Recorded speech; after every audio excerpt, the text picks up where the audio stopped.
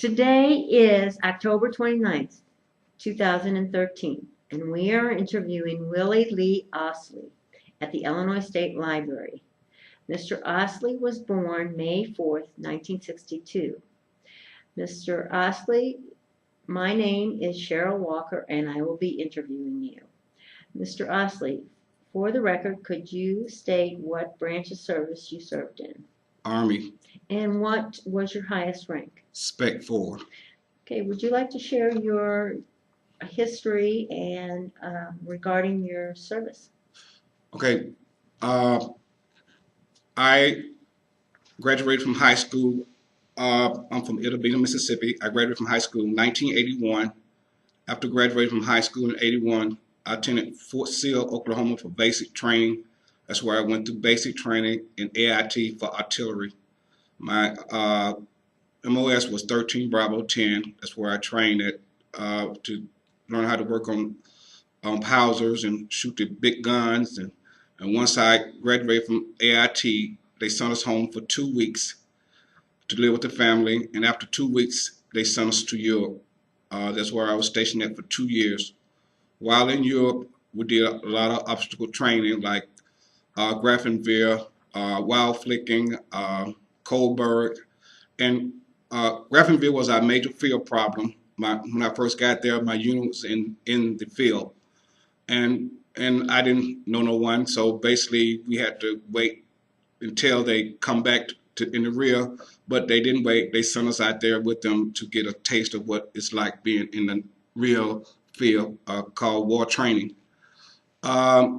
After doing so many months of Grafenwehr, they sent us to wild flicking, where we did our basically artillery training at. Then they sent us to cold weather training, a place called Kohlberg, Germany. We went there and everybody freezed. It was really cold, so that's what's called cold weather training. I was an advanced party man. I was a PFC, and I learned a lot about artillery in the cold weather part of life. After we did that, they brought us back in the rear. We went back to Grafenwehr, where we trained at a lot. That was our major field problem during them years. The following year was old. That's when the president what I could say, deployed the nuclear warheads, and we had to be careful. We was on alert. We always had special alerts. During that training, we had fun time too, because I played basketball in the military over there too, so and football, and ran track. And we got a chance to go to school and learn how to speak German. I speak 2 languages, Dutch and American. Once I finished that tour there, I was released PCS back to the United States, and I was stationed at Fort Benning, Georgia. After getting to Fort Benning, Georgia, they picked me up at the main station or main post. And once I got back to the unit, I was introduced to my BC, First Sergeant, Lieutenant Captain, my section chief. Once we got all this stuff ready, they got me ready to go back overseas to train with the American force against the European force. So I got a chance to go back over there, and it was not fun. It was just about training war games, is what I call it, war games. And then once we done war games, I was injured, so I had to go to the hospital. So I didn't attend the war game. I was very upset. I didn't get a chance to go to the war game. So by the time they got done, they came and got me from Frankfurt, Germany hospital, and that's where I got loaded up my equipment, and we came back to the United States. Once we got back to the United States, we started a program called Desert Raider. That's where we did our desert training in Washington, in California. And once we got through with that, it was most time for me to basically ETS. So they sent me to Fort Walton Beach, Florida, for TDY to support the Rangers training. I supported them for 3 months. And then I came back to Fort Benning, and then with the process for more training, we went to the field, and then I came back. I drove for the Generals. I did that at Fort Benning. I was a driver for the Generals there at infantry training school we had in Fort Benning. I was a driver for the Generals. By that time, my basically time was up. I basically went in the military for schooling, and I did once my time was up, they put me on light duty. They transferred me to a service battery, and I began to ETS out. That's where clearing and stuff. Then I got out and I joined the reserve unit in Greenwood, Mississippi. That's where I attended reserve at. And that's my time of duty. When you were in Germany, you were out in the field most of your time, you said. Right. Did you have barracks to live in? Yes, ma'am. We set up GP meetings, basically. Drove guns. I lived in my vehicle. I drove a 109 Hauser. That was my home. The 109 Hauser was my home. Yeah, we had heaters, everything in there. I was the driver, therefore I had to take care of that vehicle like it was my home. That was home. When we go to the field, my house. When we go to Grafenwehr, now it's a different story. They set up GP meetings all over, like real wartime, all over the place. You stayed in the GP meeting during that training. Yes. And how long would you actually stay out? Well, the battalion commander, he'll come and let us know what our training period is. We go out for 2 or 3 days, 4 days a week, and then we'll come back in, take a break, then go back out again. Because the division commander, he would have us on a time board, because it's called war games. And we come out, come back in, clean our equipment up, and they give us some lead time, 2 or 3 days off. And then we have to go back out and start again. Because they call this zeroing your weapon. How quick you can hit the target during wartime. That was basically what we was basically doing, learning how to hit the target with our artillery vehicle. That was basically what we was doing. Okay, so this was during peacetime. Peacetime, Reagan time. President Reagan was my chief of staff. Okay. And you were in Germany. Did you, during your off time, Mm-hmm. when you were not out in the field, Mm-hmm. doing your war games, Mm-hmm. did you get to do some traveling? Yeah, no, we can get to that now. Okay, I got a chance to visit Spain, Switzerland, Frankfurt, Greenland. Oh, I forgot to tell you, we supported the 21st unit here at Fort Riley, Kansas. We supported them for 3 months. So in a little town called Erlangen, Germany. We supported them for 2 to 3 months too. I'm sorry. We supported them for 3 months too. We had to go set up stuff and make sure stuff was right for them too. So I got a chance to do a lot of major traveling. I got a chance to go see the place where Hitler did his dirty work with the Jews, a place called Dachau, Germany. And that place still cold, and it still smells the same. They said the smell will never go away. Those are the places I got a chance to go. When you went there, where Hitler was, what was your feeling? Man, it was a cold feeling. It was a feeling that I never had in my life before. It was death. Okay, the stuff he did to the Jews was something like death. When they explained the history to us, they said the smell would never go. They took us to the place where he did his brain work, surgery work, where he hung them at, where he threw them in a hole at. We got a chance to see all that in Dachau, Germany. I was applauded when I saw that. I really learned a lot about the European history when they took me there. It was very scary and cold. I didn't know that a man could have that much hatred in his heart, but Hitler was a cold person. He was a genocide.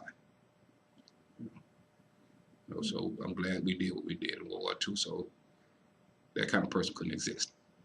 He didn't have no means necessarily what a human being was all about. He didn't care.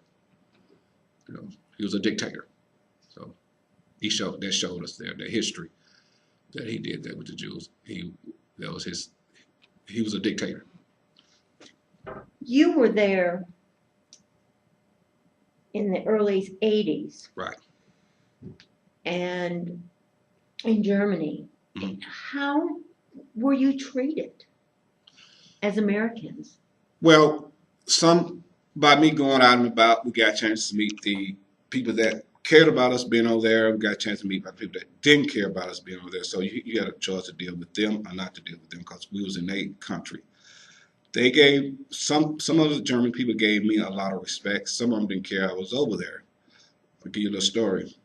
One day I had pulled guard duty, and after I got off guard duty the next day, I went downtown. I went to the bar to drink beer, and the guy sat next to me. He was anti. He hated Americans. So they called the police side. They came down because he was really going off on me speaking German. I hadn't went to school then. That's a month before I had to learn how to speak the language, Dutch language.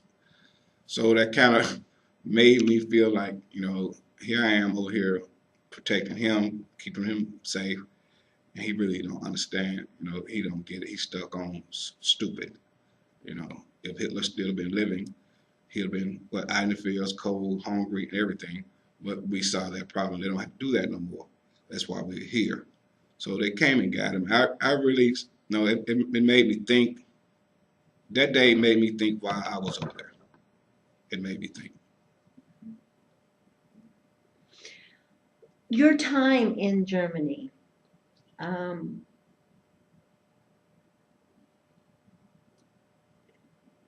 what did you feel was the best memory?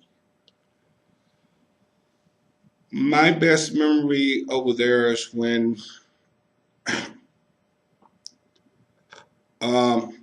they started me to school, got me more educated about life itself. I didn't really know nothing about Willie Ousley. I had a sergeant major.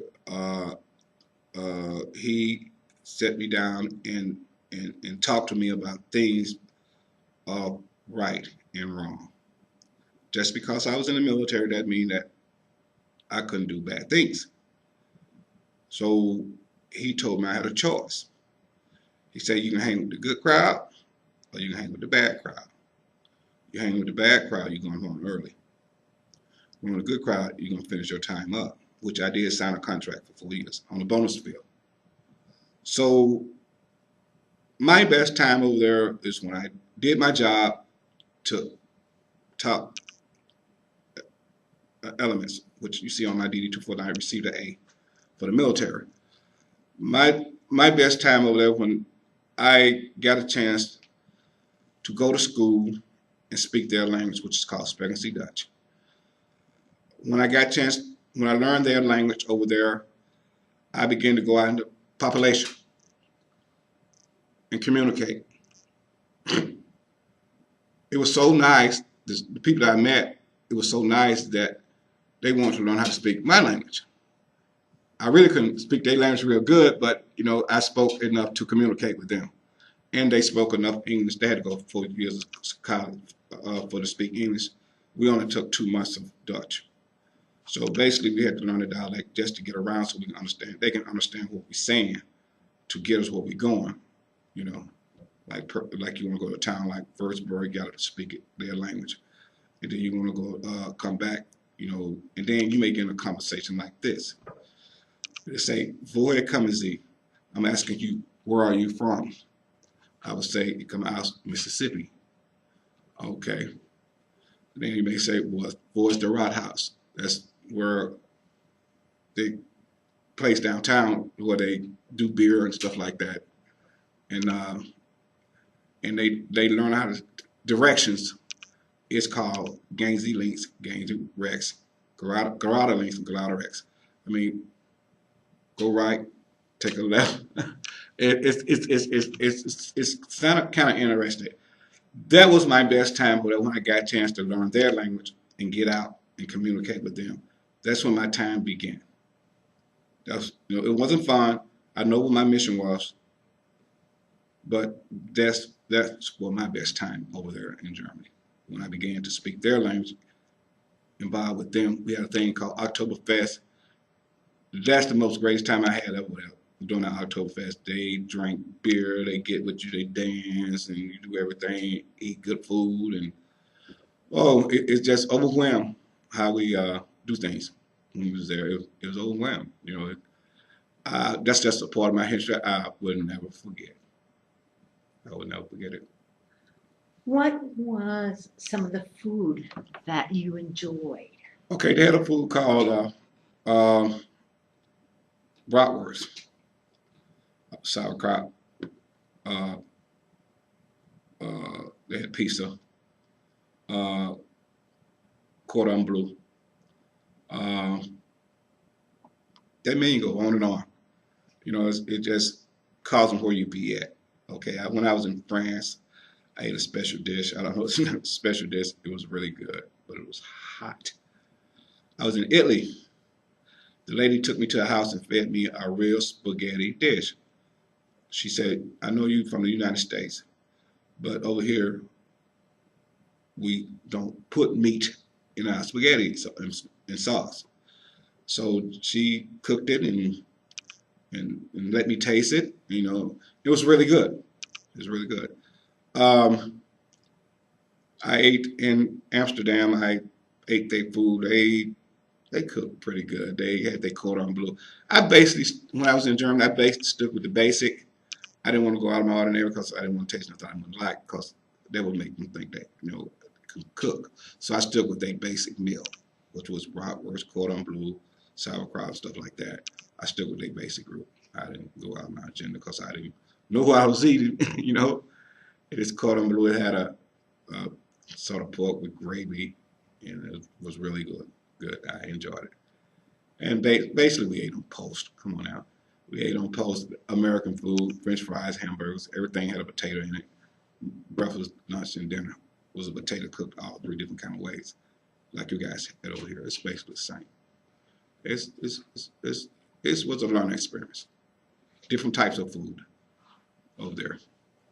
So when you went, let's go back, and you said you took basic training at Fort Sill, Oklahoma. Right.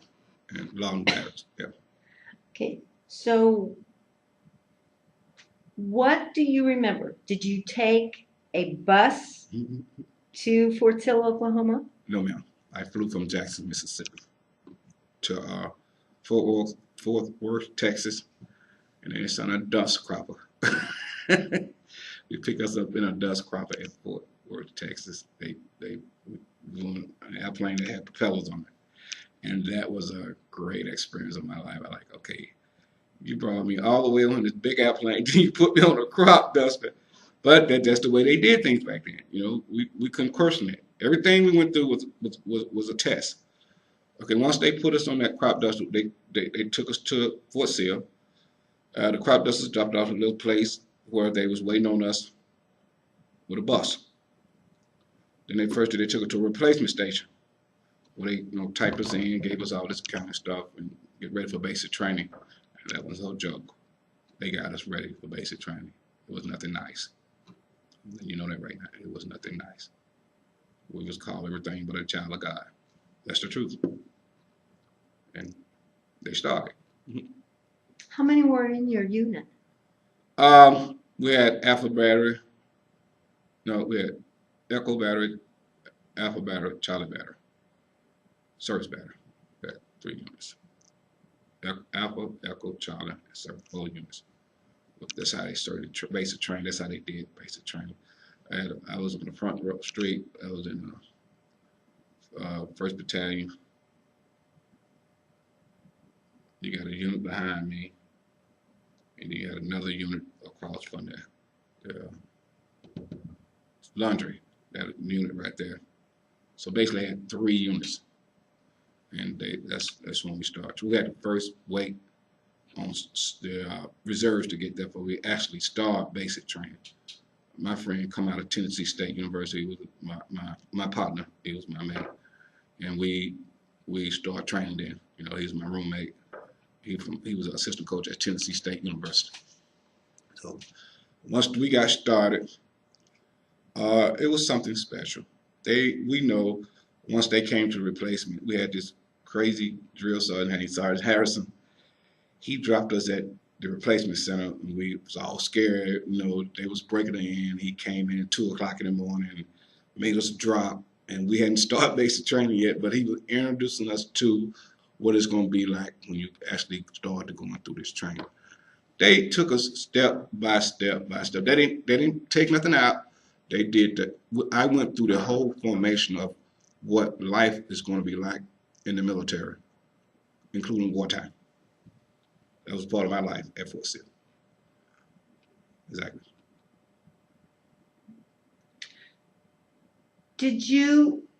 What kind of barracks did you live in?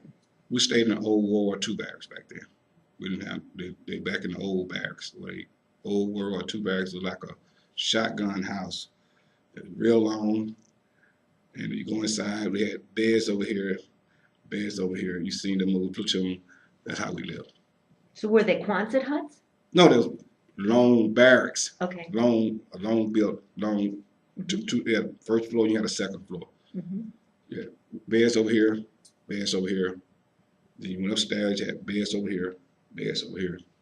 And you had to keep it like a place of glass. When you stepped in the barracks, you could see yourself on the floor. Once we got through shouting with a toothbrush, when we buffed it, you could see your picture on the floor. That's how good they had it. They had us ready. It was all the first 2 weeks of training. They would let them know that you can be able to take this course. Cause nothing like them drill sergeant, they was no joke. They made sure we got what we got and what we needed before we stepped across that water. They made sure we was ready. And I appreciate President Reagan for sending us through there because it saved our lives. He took us through the stuff that's gonna save our life. We went to school, we learned about nuclear war affairs, chemical war affairs, desert warfare.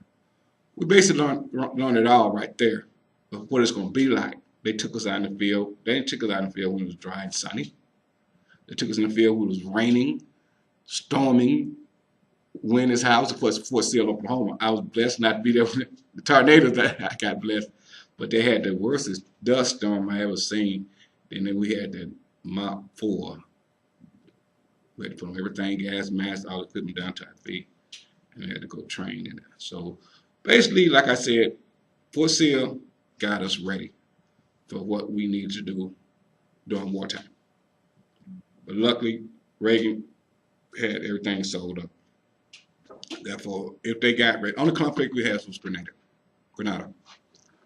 And once we got everything on the track to go there to take care of them, they throw the white flag. So that's the only scare I had. What made you decide to enlist? Ma'am, I'm from a small town called Ittabine, Mississippi. Okay. I lost my mom at 13. My grandmother raised me. We didn't have money, So I decided to go through school. After my mom had passed away in 1975, my grandmother took me over in 1975. I decided to attend school and do what I was supposed to do to get out of school to help her take care of my oldest brother, who was kind of deformed. And I had a baby brother to be taken care of. So I want to give back into that. Once she raised me up to be a good person, I want to give back to her. So I gave back to her by saying, hey, I'm going to go join the military, do my first 4 years, make sure you have what you need to take care of my brothers. That's the reason I joined the military.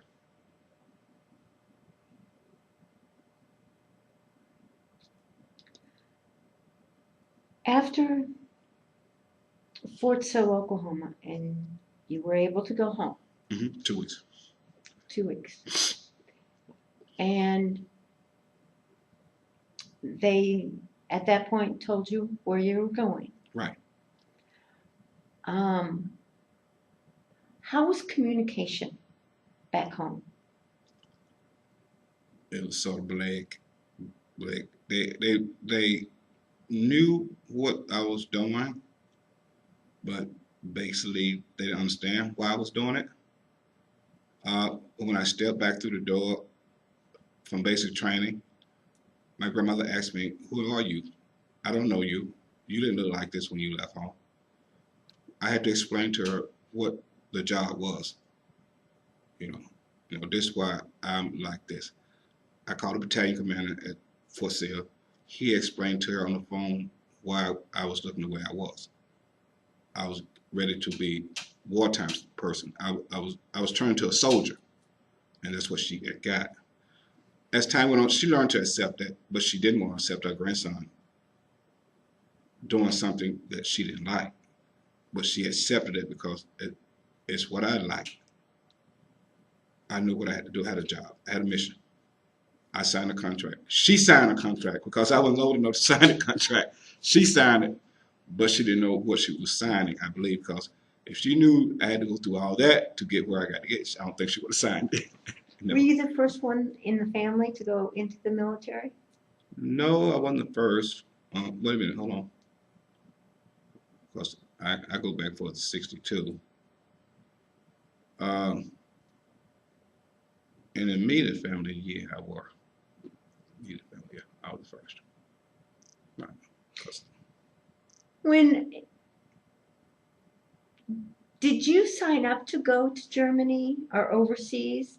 Or did they tell you you were going overseas? Okay, when I talked to my recruiter during high school, he sat down and explained everything to me in Greenwood, Mississippi. He sat down and explained everything to me when I went in to visit him. And he said, in order for you to obtain this, you have to have graduated from high school 4 years with a diploma, and then you can do this. Because he asked me, what do you want to do when you go in the military? I saw the artillery infantry unit contract that gave me a bonus when I got out of basic training. It was a $3,500 bonus. That was a good thing for her with my brothers. So I took it and said, this is what I want to do, Sergeant Andrew. I'll never forget his name. I said, Sergeant Andrew, I want to do this right here. I said, okay, I'm going to be artillery. It's a comeback unit, and it has a bonus field. I said, once you graduate from AIT also, they're going to give you a check for $3,500. You're going to bring it home and give it to your parents. She's going to put it in the bank for you. And he explained everything to me while I was in high school. I joined the military my junior year in high school. My senior year, I graduated. That's when I started basic. I knew about it. He explained everything to me before I got into it. But I didn't know that's going to be that attack like that because I didn't know nothing about the military. But that was called the training section, getting me ready for what you was going to do in the military. So that's what it was all about. I never changed. If I did it again, I never changed. I do the same. I never changed. Were you able to call home? All the time. Not in mission, during missions, no. You're not allowed to call home. You know, if somebody want to get in touch with you, they call the Red Cross, and the Red Cross get in touch with me. President Reagan, he had stuff set up. Councilman Meinberger was military commander. When we went to the field on special missions, we just did the mission. We didn't ask why we going, what. We know we was gone. Your parents don't know about it. Nobody knew about it. That was called the missions that we went on. My auntie asked me, say, Willie, she called me Pee Wee. My name is Willie. And she said, Pee Wee, Willie, Will, she called me Pee Wee, sometimes called me Willie.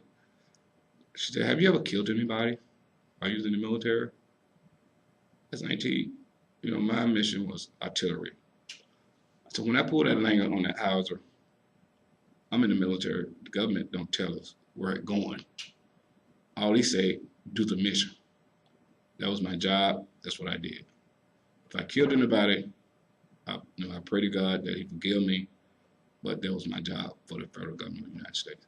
They said, that's how I explained it. Exactly. When you came home, do you remember being the last day and being discharged from the service? Yes, I remember. What were you doing? Where were you at? I was at Fort Benning, Georgia.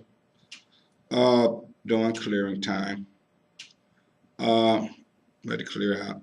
I had to go to take my stuff and turn all my equipment in, and stuff that the military had me sign for. I turned all it in. I had to go take a physical. I had to go see the doctor. I had to go to the dentist. I had to go. They had to do everything over the same way you came in. So once I cleared out there, it was last day. I had to go to finance. They gave me my money for back pay for my leave time, because I didn't use that much leave time because I was very busy in the military. First sergeant asked me, said, "You sure you want to get out?" I said, I was undecided. Oh, it was wishy-washy, I didn't know how it was in the civilian world, because I had been a military soldier for 4 years. I didn't know what civilian life was like. I hadn't did civilian life yet. I was right out of high school. I was 23 years old when I got out. I did 4 years. Basically, when I came home, my mother said, "You're gonna have to find a job." That's okay. So, only thing Mississippi had to offer you is cotton fields, fish plants, and rice fields, and beans. I didn't like that. So I joined the reserve. I did some reserve time. I got me another part-time job. I got my first check. I had worked 60 hours in a fish plant.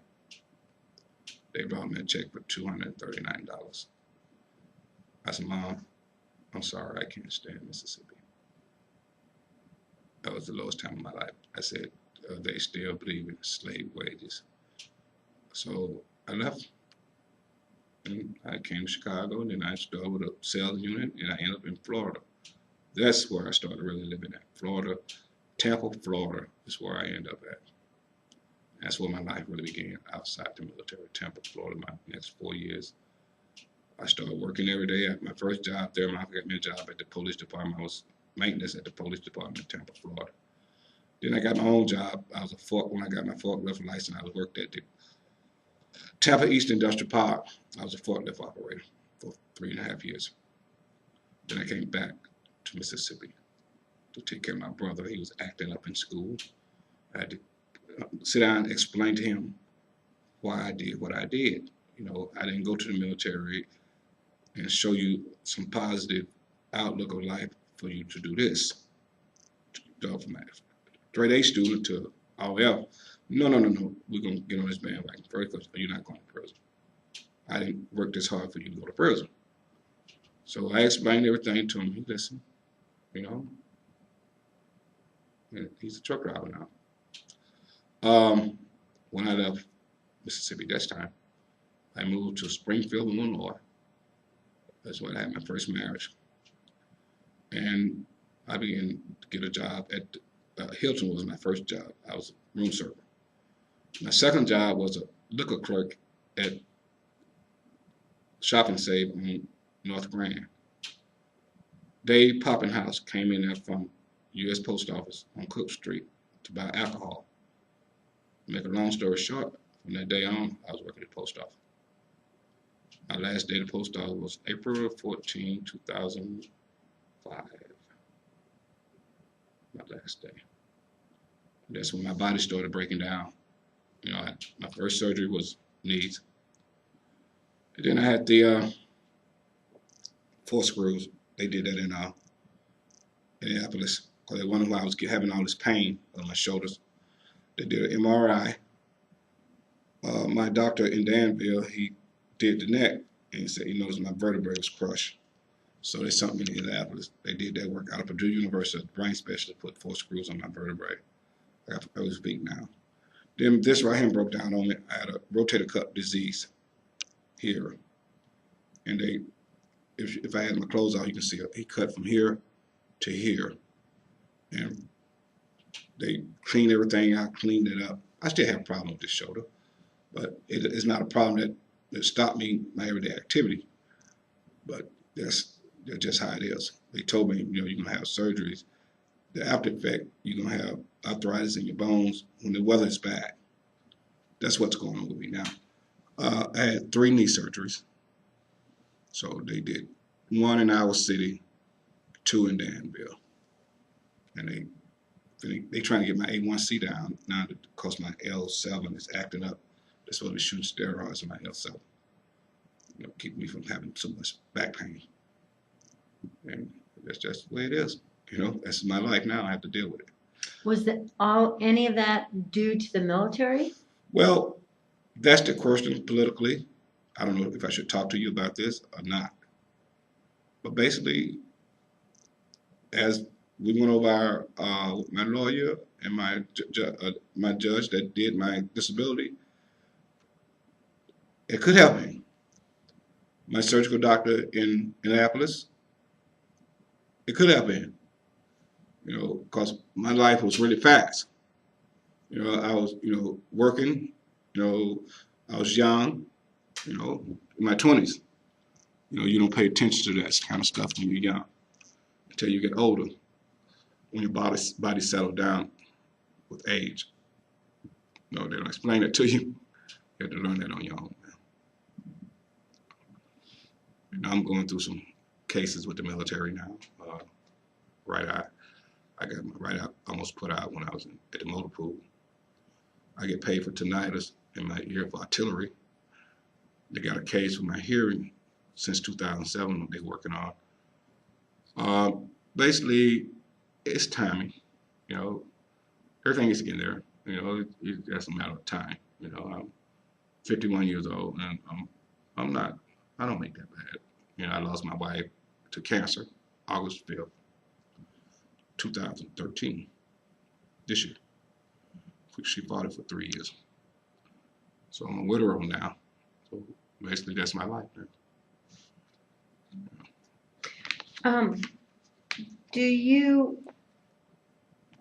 You're active in the American Legion.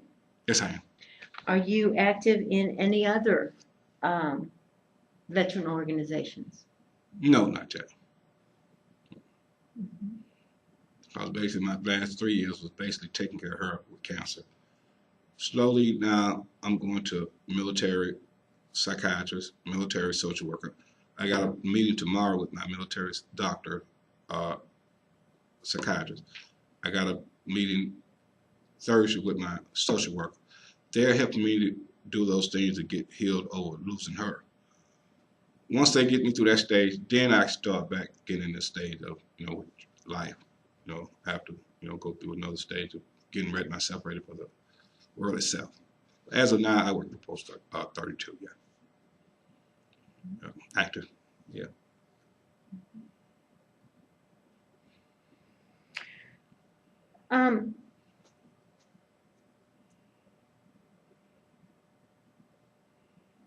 When you were in the military, did you have anything that you kept as a good luck? What do you mean? Did you have, some people had a, necklace that they wore or put on, something They have all that stuff at my home.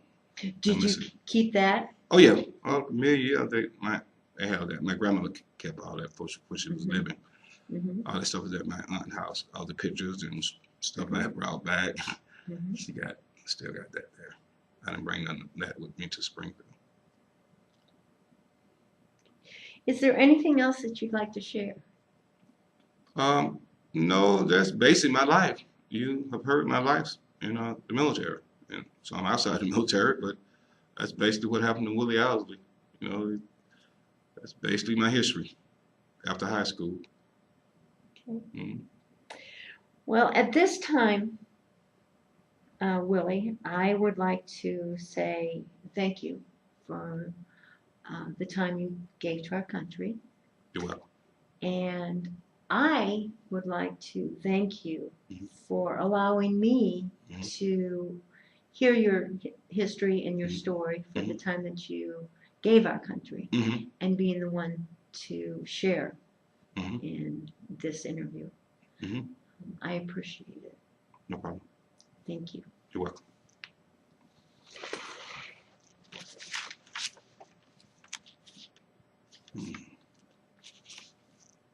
Do you need